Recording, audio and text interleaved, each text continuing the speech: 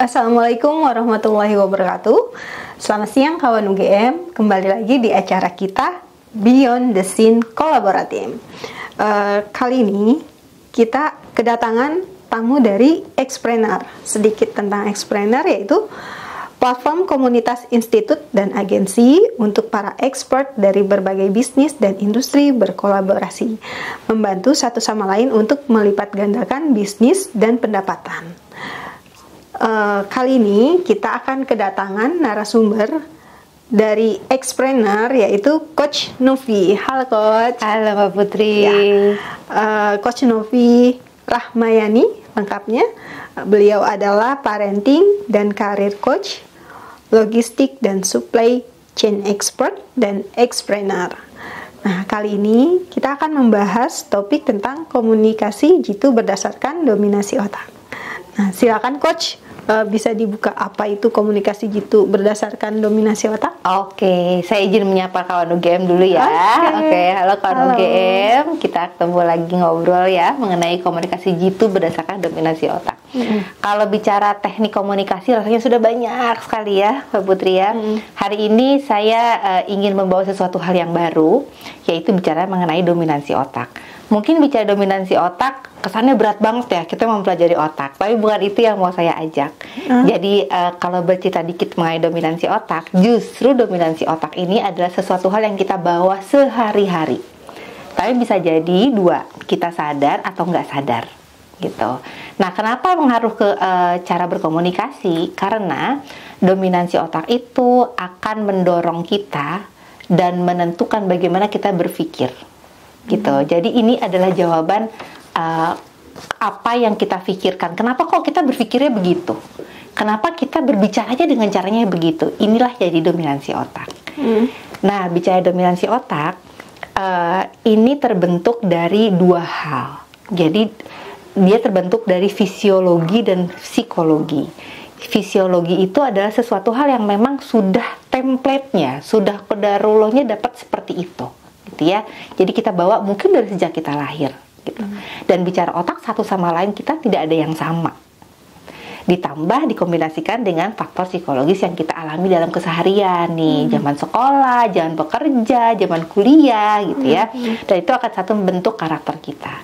Nah, saya mau simulasi, boleh ya Mbak Putri ya? Boleh. Saya mau simulasi kawan-kawan UGM mengenai apa area-area dominan kita yang mungkin kita tidak sadari, gitu ya. Yang paling gampang tangan dulu, tangan kanan dan tangan kiri. Kalau UGM dan Mbak Putri, kalau bicara lebih dominan mana tangan kanan sama tangan kiri, mungkin gampang. Jawabannya adalah tangan kanan. Tangan kanan. Di kawan UGM juga mungkin bisa jangan jawab tangan kanan atau yang kidal tangan kiri gitu cepat ya. Saya mau ngajak simulasi lagi terhadap sesuatu hal yang mungkin tidak kita sadari, tapi dominansi itu ada, yaitu mata. Nah, bingung ya kadang-kadang, emang dominasinya mana? Kan ngeliat pakai dua-duanya gitu ya. Oke, saya mengajak Mbak Putri dan kawan-kawan UGM untuk kita mencek dominan kita yang mana nih matanya ya. Yuk, kita sama-sama cari objek depan kita yang kurang lebih jaraknya 1 meter ya, kawan-kawan UGM Mbak Putri ya. Oke, udah nemu objeknya. Oke, di objek apapun itu ya, di objek itu buat lingkaran yang objeknya ada di tengah-tengah lingkaran itu. Oke, siap. Sekarang coba kedipkan salah satu mata, dimulai dari tutup mata kiri, buka mata kanan. Perhatikan letak objeknya. Kemudian ganti, tutup mata kanan, buka mata kiri. Oke, mana yang objeknya stay? Aku mata kiri. Mata kiri objeknya stay. Oke, Mbak Putri punya dominansi mata yang kiri. Iya, berbeda tadi dengan tangannya. Iya, teman-teman kawan-kawan UGM bisa jawab nih di rumah juga. Oh, ternyata kalau kita nggak tes, kita kan nggak sadar bahwa saya punya dominan mata yang kiri gitu, karena kan mata dilihat dua-duanya gitu ya. Dan itu menunjukkan bahwa banyak hal-hal yang kita lakukan tanpa kita sadari. Itu baru mata, Mbak Putri. Kebayang banyak hal yang kita lakukan yang dikendalikan oleh otak kita. Jadi kebayang berapa banyak hal-hal yang dominan kita lakukan tapi nggak kita sadarin gitu. Seru ya? Seru banget. Seru banget ya gitu. Dan itu akan menjawab kawan-kawan UGM adalah mengapa kita punya preferensi terhadap sesuatu. Warna contohnya. Mbak Putri suka warna apa? Aku ungu. Suka warna ungu. Iya. Kalau bilang kenapa ya saya suka warna ungu, mungkin jawabannya jadi banyak. Tapi karena Mbak Putri suka warna ungu, itu akan mendorong Mbak Putri untuk melakukan keputusan-keputusan kemudian yang berhubungan dengan warna ungu. Misalnya membeli jilbab kah, membeli baju kah, sepatu atau barang-barang lainnya. Gitu ya. Berikut pun dengan orang lain punya preferensi itu yang itu nggak ada yang salah, nggak ada yang benar. Emang kita maunya itu aja, gitu. Jadi udah mulai kebayang ya Mbak. Kalau kadang-kadang nih kawan-kawan UGM juga pasti ngomong gini, kenapa ya saya tuh nggak suka tuh sama bentuk yang kotak-kotak. Saya senangnya yang bulat gitu. Itu adalah salah satu hal yang sudah diproses di otak kita dan keluar. Emang begitu. Emang itu dominannya kita, gitu. Dan itu tidak ada yang salah. Dan hari ini saya mau ngajak Mbak Putri dan kawan-kawan UGM di rumah untuk mengenali karakter kita, dan itu yang akan berpengaruh ke cara kita berkomunikasi secara jitu, gitu. Pas kita tahu karakter kita tuh seperti apa. Oh iya, bisa gitu. kebaca ya dari tingkah laku kita juga. Bener, kita bisa menilai diri sendiri juga. Gitu. Lalu untuk dominasi setiap orang tuh ada yang sama nggak sih, Coach? Oke, dominansi itu kan nanti akan cerita. Dominansi itu akan dibagi menjadi 4. Karena cuma 4, jadi pasti ada yang sama. Tapi apakah satu orang dengan yang lainnya dengan dominansi yang sama akan bersikap yang sama? Mungkin akan jadi berbeda, gitu ya. Nah, saya mau ngajak lagi nih. Saya jadi banyak ngajak aktivitas apa ya? Saya mau ngajak Mbak Putri dan kawan-kawan UGM bicara mengenai dominansi. Tidak ada yang salah dan tidak ada yang benar. Itu dengan simulasi ini. Oke, saya punya kertas dan satu bolpen. Mungkin kawan-kawan UGM di rumah juga boleh ngambil ya. Bisa dipraktekkan. Bisa dipraktekkan ya. Saya akan minta Mbak Putri untuk tanda tangan, boleh ya? Tanda tangan menggunakan tangan kanan. Oke. Kawan-kawan UGM juga bisa berbarengan. Kita tanda tangan pakai tangan kanan ya. Silakan. Oke, lancar ya. Lancar. Dan saya akan challenge kawan-kawan UGM dan Mbak Putri tanda tangan pakai tangan kiri. Tidak nih. Ya. Aku nggak bisa sebenarnya. Oke. Tapi dicoba. Agak belepotan kamu UGM. Oke. Hasilnya ya. Seperti ini, Coach. Sedikit ada getaran-getaran ya. Oke. Apa rasanya waktu diminta tanda tangan pakai tangan kiri, Mbak? Gemeteran. Kalau tangan kanan? Langsung lancar ya. Oke. Dan waktu Mbak Putri tanda tangan pakai tangan kiri, bisa nggak? Bisa. Tapi rasanya gimana ya? Ini kayak ya. Belibet. Butuh usaha dan energi yang lebih besar ya. Gitu. Oke. Dan itu adalah dominansi. Jadi kalau tadi pertanyaan Mbak Putri adalah ada nggak dominansi yang sama? Ada, tapi perihalnya mungkin berbeda. Dan bagaimana dengan dominansi yang berseberangan? Nggak apa-apa, gitu. Tapi pada saat orang dipaksakan untuk pindah dominannya, gitu, ada hal-hal yang dia butuhkan ekstra, gitu.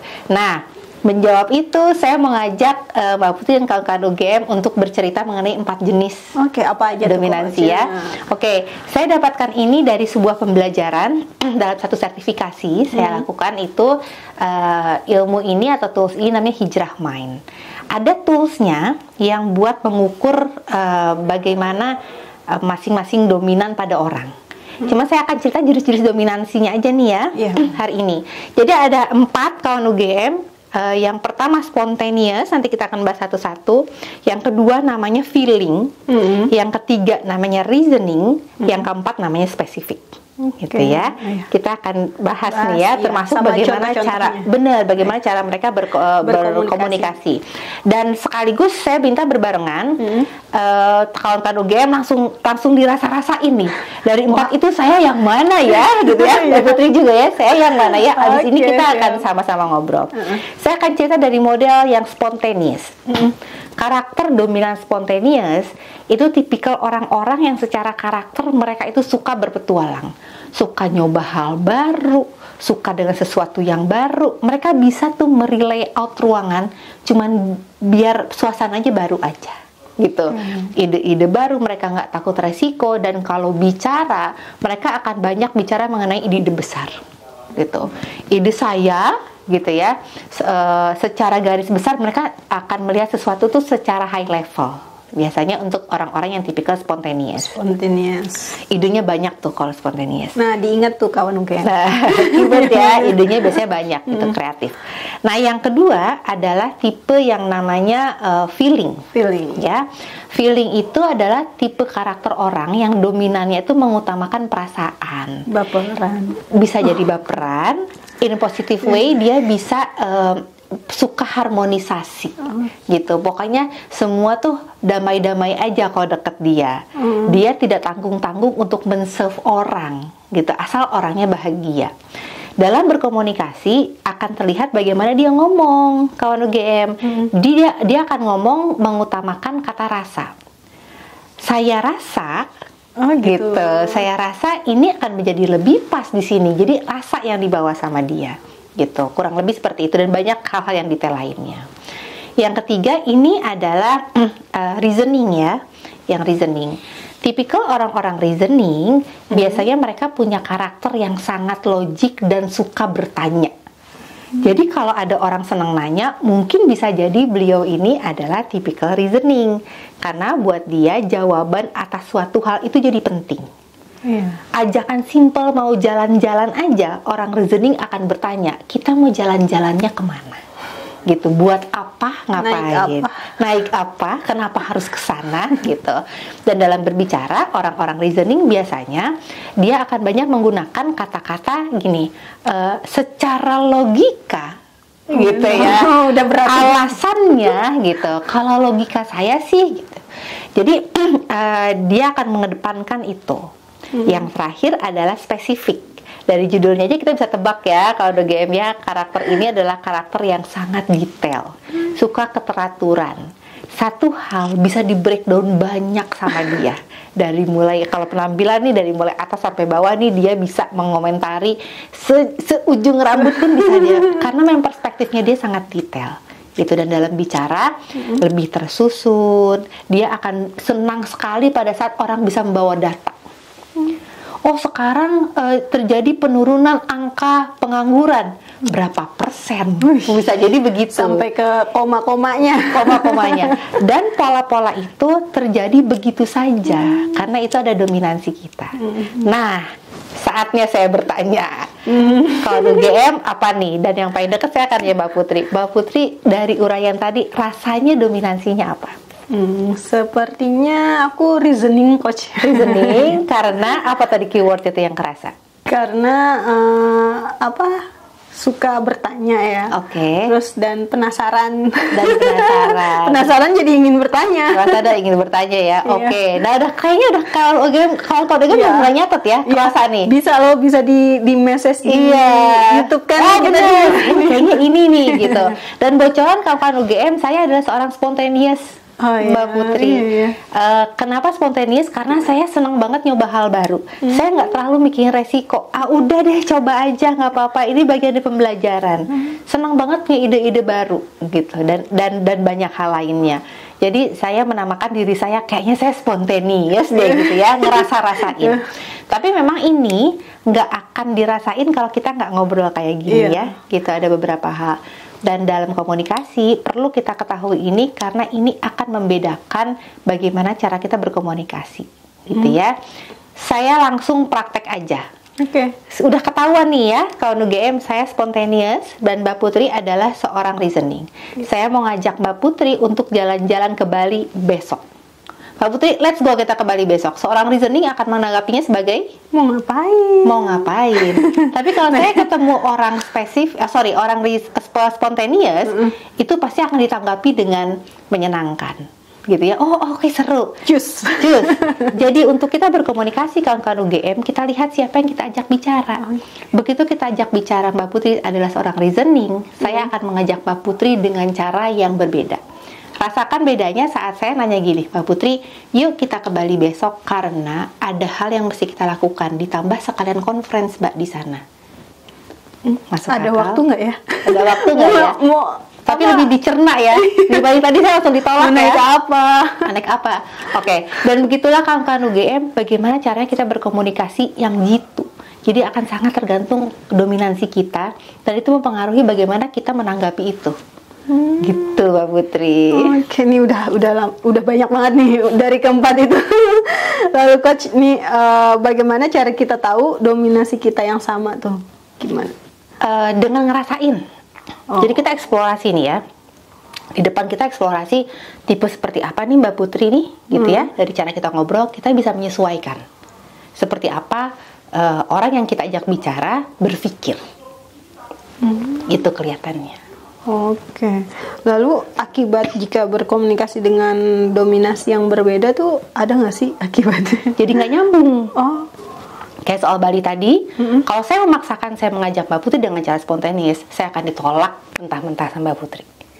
Tapi kalau saya menyesuaikan dengan cara bagaimana Mbak Putri berpikir, itu akan memudahkan message saya jadi masuk. Minimal saya ditanggepin sama Mbak Putri. Oh ya. Gitu. Dengan apa alasannya, dasarnya tuh? Betul. Oh. Ngomong sama orang spesifik akan berbeda lagi.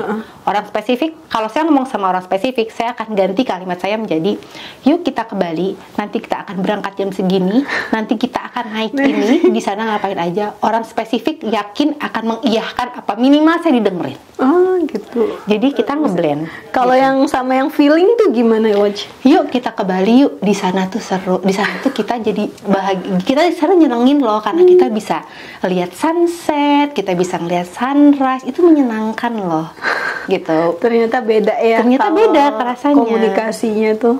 Betul, betul. Dan itu yang kita maksud dengan komunikasi jitu nih kawan-kawan UGM dan Mbak Putri. Jadi jitu itu adalah sesuai dengan siapa orang yang kita ajak bicara, gitu. Jadi komunikasi seperti rasanya kawan UGM juga sudah tahu pasti bahwa komunikasi bukan soal bagaimana kita, tapi bagaimana orang yang kita ajak bicara. Ini bisa kita aplikasikan ke hal-hal yang sangat sederhana. Bicara dengan pasangan, nah mulailah kita memapping orang-orang sekitar kita. Baik di lingkup pekerjaan, baik di lingkup keluarga, mulai dilihat. Dan mulailah temukan jawaban-jawaban kenapa saya jadi nggak nyambung ngobrol sama dia. Karena Pantesan rupanya, beda. yes, Gitu. rupanya beliau atau orang tersebut punya hal yang punya dominansi di luar kita, beda sama kita. Pantas ngomongnya nggak nyambung-nyambung. Gitu. Berarti cara komunikasinya memang beda banget gitu ya? Yes, betul. Tadi aja dengan cara orang spesifik dan reasoning akan jauh berbeda kan? Gitu. Dan itulah salah satu contoh paling sederhana yang kawan-kawan UGM bisa langsung aplikasikan setelah nonton ini. Dan yakin komunikasi Anda semua akan jadi jitu. Tepat sasaran. Lalu coach, tadi aku dengar kata hijrah main tuh. Mungkin kawan UGM belum tahu apa sih hijrah main tuh. Oke, mungkin secara singkat saya akan cerita, dan ini jadi bisa mensummary apa yang kita ceritakan hari ini ya kawan-kawan UGM, bahwa hijrah main ini adalah satu tools yang beliau ini adalah lisensi, satu-satunya lisensi di Indonesia dikeluarkan oleh Hijrah Coach. Namanya, saya harus menyebutkan ini karena ini adalah milik dari Hijrah Coach. Dan Hijrah Mind ini adalah dia applied neuroscience, di mana akan ada pengukuran dari faktor-faktor yang tadi saya sampaikan itu, dari fisiologi kita, dari psikologi kita, diukurlah dengan tools itu menjadi keluar dominansinya. Gitu, ada alat ukurnya. Itu ada aplikasinya sendiri. Ada alat ukurnya, dan ini adalah tools yang sama dengan My Brain UK. Jadi My Brain UK mengeluarkan tools tersebut dengan research yang panjang, masuk ke Indonesia menjadi Hijrah Mind namanya. Dan yang kita omongin hari ini adalah yang kita sebut sebagai neurological dominant. Jadi secara singkat, kawan-kawan UGM cukup bisa memapping minimal diri sendiri, saya ini karakter apa. Biasanya kalau orang udah bisa memapping karakter sendiri, akan lebih mudah memapping karakter orang lain. Dengan memapping karakter orang lain, kita jadi ngerti gimana caranya kita ngomong sama orang tersebut.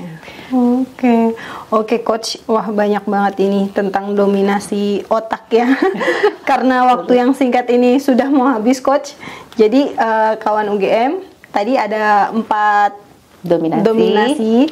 Nah, nanti kawan UGM bisa tahu dari diri sendiri apa sih dominasi otak kita tuh yang mana dari keempat itu. Oke, kawan UGM, sampai di sini. Terima kasih banyak. Bagi kawan UGM yang memiliki pertanyaan atau hal yang ingin dikonsultasikan atau sekedar ingin bercerita, mau curhat, bisa curhat, dapat mengirimkan email ke ugmjkt.tim@gmail.com. Aku ulangi, ugmjkt.tim@gmail.com. Nah, beberapa email terpilih akan dibuatkan video terpisah. Baik, terima kasih Coach Novi, terima kasih kawan UGM. Sampai ketemu di tema-tema berikutnya. Assalamualaikum warahmatullahi wabarakatuh. Waalaikumsalam warahmatullahi wabarakatuh.